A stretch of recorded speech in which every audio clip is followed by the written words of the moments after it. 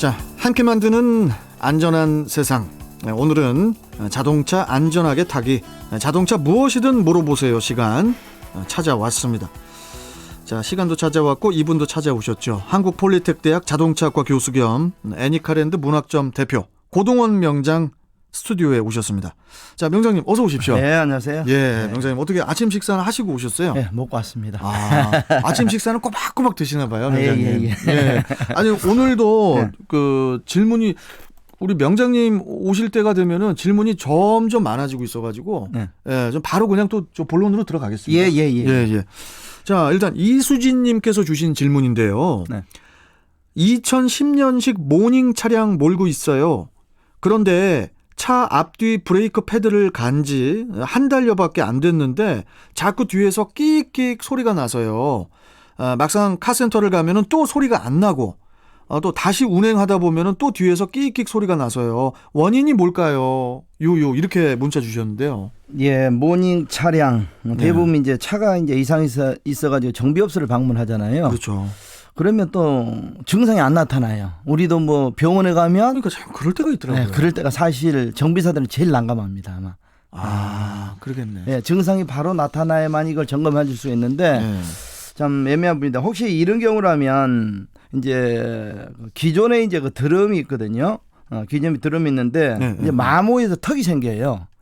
드럼 패드 말고 드럼이요. 그 동그란 디스크, 거. 디스크 드럼이라고 예. 자체가요. 근데 그게 이제 패드를 이제 새 걸로 이제 교체를 하잖아요. 예. 그러면 새 걸로 교체를 하면 그 마모된 턱에 간섭이 돼서 이제 나는 소리거든 그 자체가요. 그러니까 패드는 매끄러운데 네, 예. 드럼은 미세하게 약간씩 세월의 흔적이 그렇죠. 있을 텐데 예. 거기에 부딪히는 소리가 날 수 있다는 그렇죠. 거죠. 그래서 어느 일정 기간 타면요, 그 소리는 없어질 것 같고 혹시 지속적으로 난다면 아마 드럼 연마라든지 아니면 드럼을 점검해서 교체를 해야 될 상황 같습니다. 드럼 문제가 될 수도 있겠네요. 예.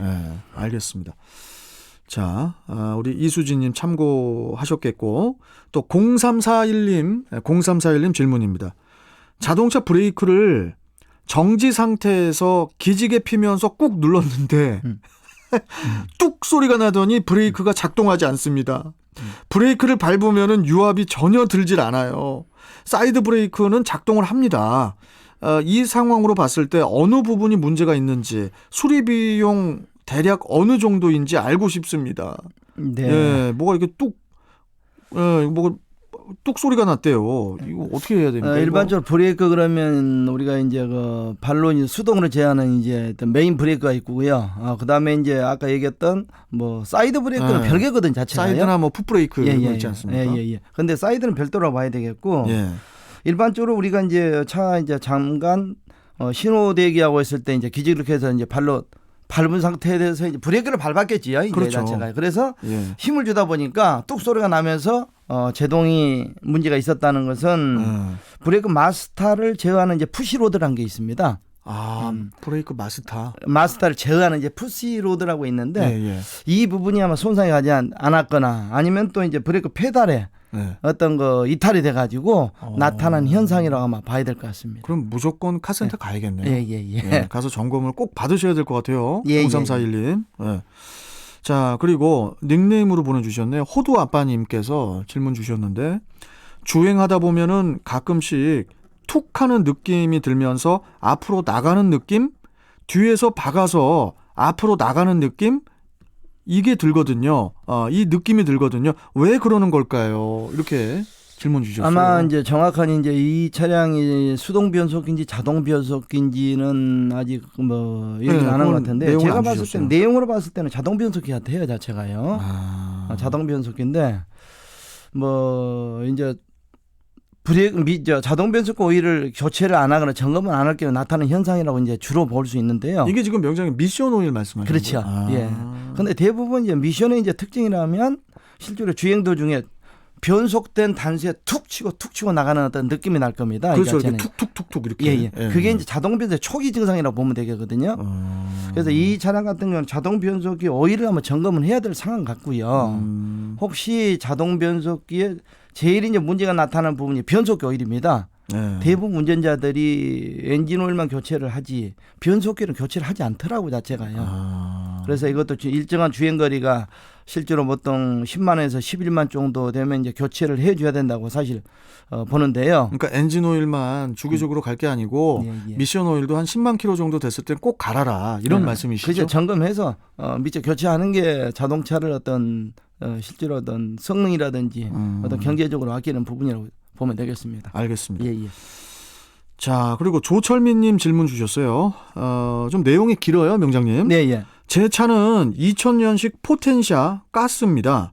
어느 날 주행 중에 시동이 꺼져서 봤더니 냉각수가 없는 겁니다. 평소에 조금씩 없어져서 점검을 항상 하는 편인데 냉각수를 붓고 시동을 거니 다시 걸려서 아는 정비소에 들렸습니다. 점검을 하니까 자동차 헤드, 헤드 부분에서 냉각수가 샌다고 합니다. 하긴 봐보니 그 헤드 결합 부분에서 물이 뚝뚝 떨어지더군요. 정비사가 하는 말이 이거 교환하려면 돈도 많이 들고 하니 그냥 폐차시키는 게 낫다고 하시더군요.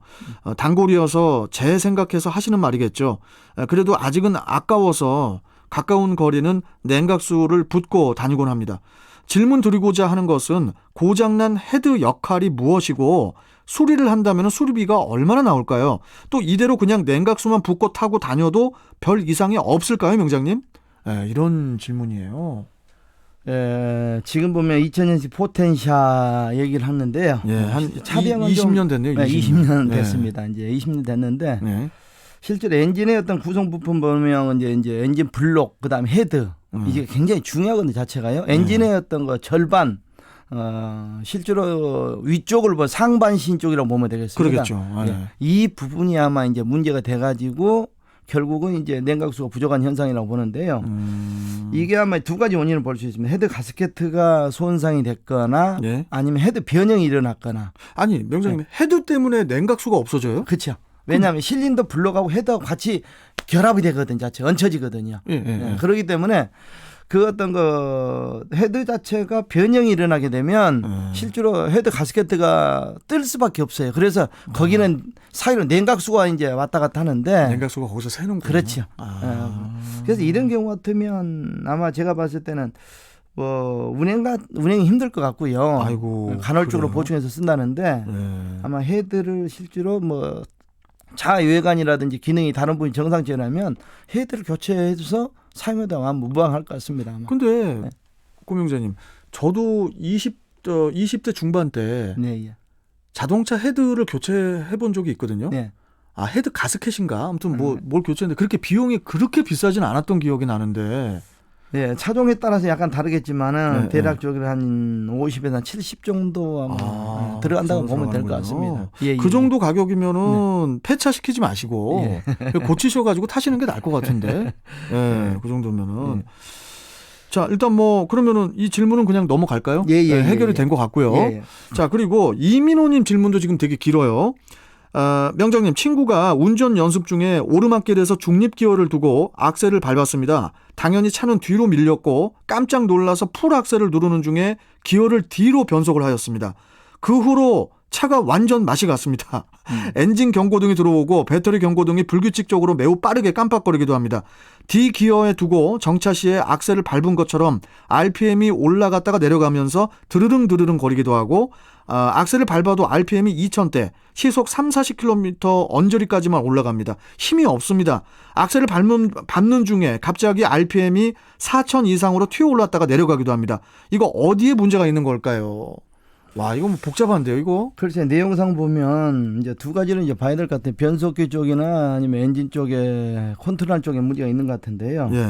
특히 이제 자동 변속기 같은 경우는 유압제를 하거든요. 유압으로 제어하기 때문에 변속 패턴이 일반 저속부터 위까지 1단부터 2단, 3단, 4단 단계적으로 변속이 되는데 유압이라면 그 안에 오일이 들어있어서 그 말씀하시는 거잖아요. 그래서 자동 변속기는 유압 관리를 변속기 오일 관리 정말 잘해야 돼요. 철저하게 이 자체가요. 그러면 이민호 님도 지금 변속기 오일 때문에 이런 거예요? 그렇죠. 순식간에 뒤에다 놓고 뒤에다 놨을 때는 이제 제가 봤을 때는 이제 정차된 상태で뒤에다 놓은 변속기가 일단 2단이 들어가 있었겠지요. 그때 악셀배를 순간적으로 받게 되면 유압이 순식간에 올라가거든요.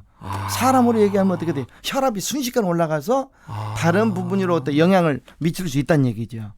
갑자기 쇼크가 올 수도 있는 거니까. 그래서 우리가 단계적으로 어떤 자동 변속기 같은 경우는 변속단이 제어되기 때문에요. 실제로 뭐 뒤에다 놓고 갑자기 순식간에 악셀 페달을 밟는다든지 악셀 페달 밟는 상태에서 변속 레바를 뒤로 옮긴다든지 이럴 때는요. 변속기에 영향을 줄 수가 있다고 보면 되겠습니다. 이 자체가요. 그러니까 저 운행 중에는 좀 이렇게 변속기를 이렇게 변동을 주면 안 돼요. 위험하게. 자연스럽게 단계적으로 실제 제어하기 때문에요. 그러면은 이민호님께서는 미션 오일 점검 한번 받아보셔야 되면서 전체적으로 미션을 좀 점검 받으셔야 되는 상황인가요? 그렇죠. 이제 변속기 관련해서 한번 점검을 해야 될 것 같고, 그다음에 이제 엔진 RPM이 지금 현재 불규칙하다고 그러는데 지금 ETS라고 그래가지고 일렉트로닉 트로틀 바디 시스템이 있습니다. 자체가. 뭐 트로트가 들어가네요. 예, 여기? 트로틀. 예. 그래서 뭐 트로트가 아니고 트로틀인데요. 저 이제 공전 속도 조절 장치라고 있는데요. 아마 이것은 스캐너상으로 세팅을 하면 실제로 진단이 가능할 것 같습니다. 알겠습니다. 지금도 바로 0621님 질문 들어가려고 했는데 이건 저 다음 시간에 예열 플러그 관련 질문인데요. 지금 시간이 벌써 또 다 됐어요, 명장님. 벌써요? 이거 이상하게 시간이 왜 이렇게 빨라? 시간을 좀 많이 배려를 했으면 좀 좋을 것 같습니다. 이거 메타버스 기술로 명장님하고 좀 시간 조절도 좀 더 길게 막 하면서 한번 좀 이렇게 좀 준비해 보겠습니다. 오늘 말씀 일단 여기까지 듣도록 하겠습니다. 조심히 가시고요. 고맙습니다. 네, 감사합니다. 자, 한국폴리텍대학 자동차학과 교수 겸 애니카랜드 문학점 대표 고동원 자동차 명장과 함께 했습니다.